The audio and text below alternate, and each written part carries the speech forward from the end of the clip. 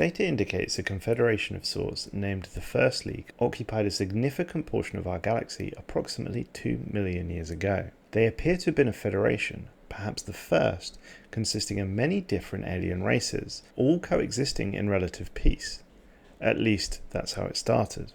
This federation maintained a massive fleet aptly named the Grand Navy. This fleet was used to safeguard member nations from external aggressors to combat space piracy. Multiple Navy bases have been found across First League territory, and clearly inter-system peacekeeping was a priority for them. There is plenty of evidence suggesting the Grand Navy had an awful lot of anti-piracy activity to keep up with. Multiple asteroid bases have been found, revealing a significant criminal enterprise was thriving within First League space. Smuggling and piracy was clearly an issue across Federation member borders. Further evidence of the Grand Fleet is fairly abundant, considering how much time has passed since its operation. Our science team excavated several starship hulls, these ancient relics from a massive space battle. We know that the forces involved are from the Second and Third Fleets of the First League Grand Navy, fighting to contain an incursion by the combined fleets of a race called the Rekim. We only know a little about the Rekim.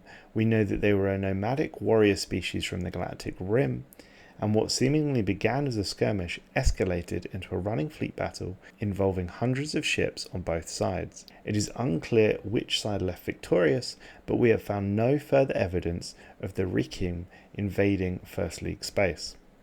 We do have evidence that showed the First League treated primitive species with some level of reverence. We have found hidden observation posts that appear to have been the focus of a study on Bronze Age primitives. It would appear that the First League studied these primitives from private, thus not to contaminate their culture.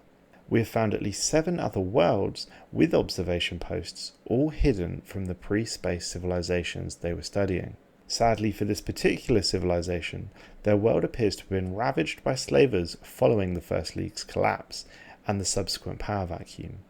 These observation posts have mostly been destroyed by advanced energy weapons. We do have some information on some of the races that made up the First League.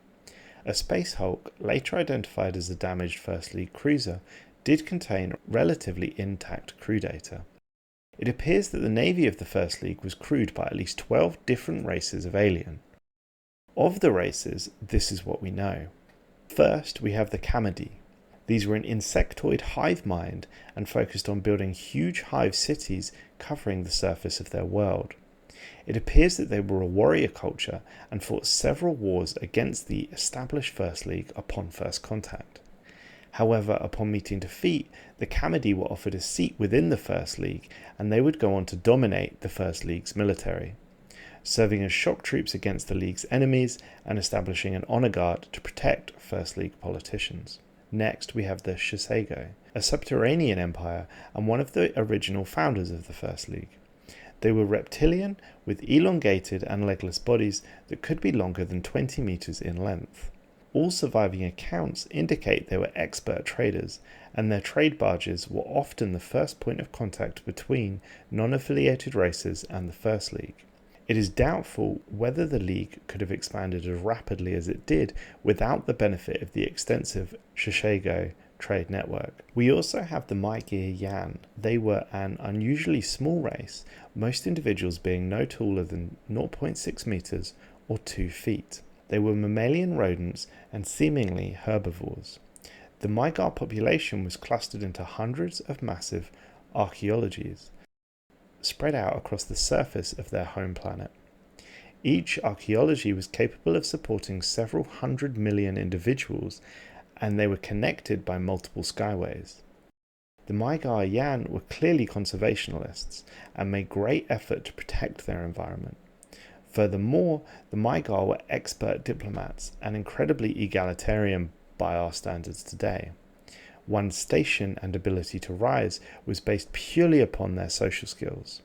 The Maigir Yan diplomatic corps are widely believed to have been the driving force behind the creation and establishment of the First League.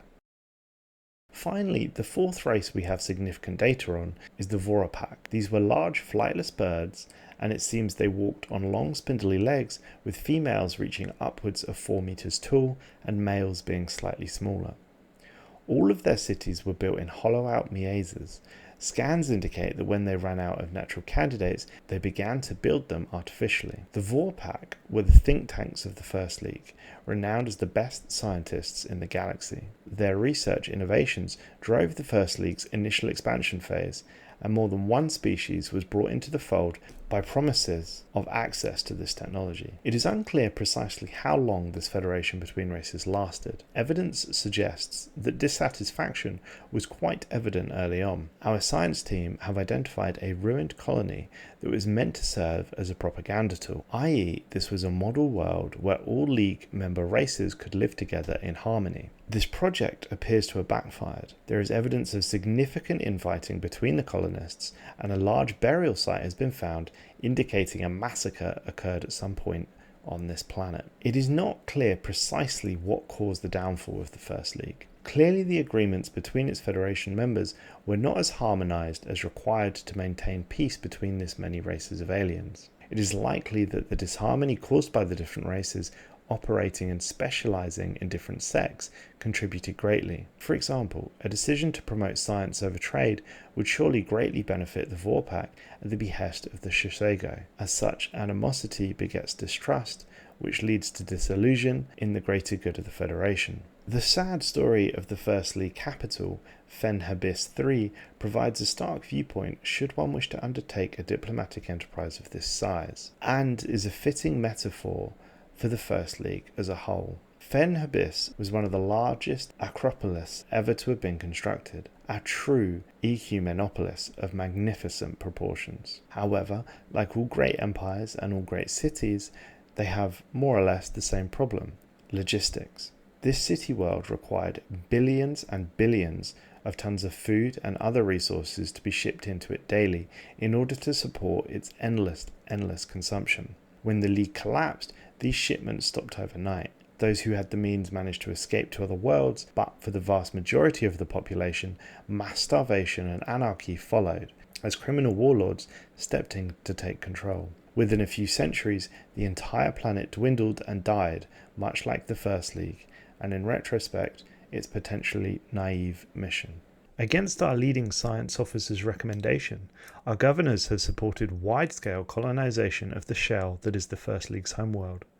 They wish to put the disused factories and research facilities to work as soon as possible, and dam the potential for artifact discovery. We can only hope that we do not find darkness lurking in this colossal wreck of a world. If you enjoyed this video and want to learn more, please click the video on screen now.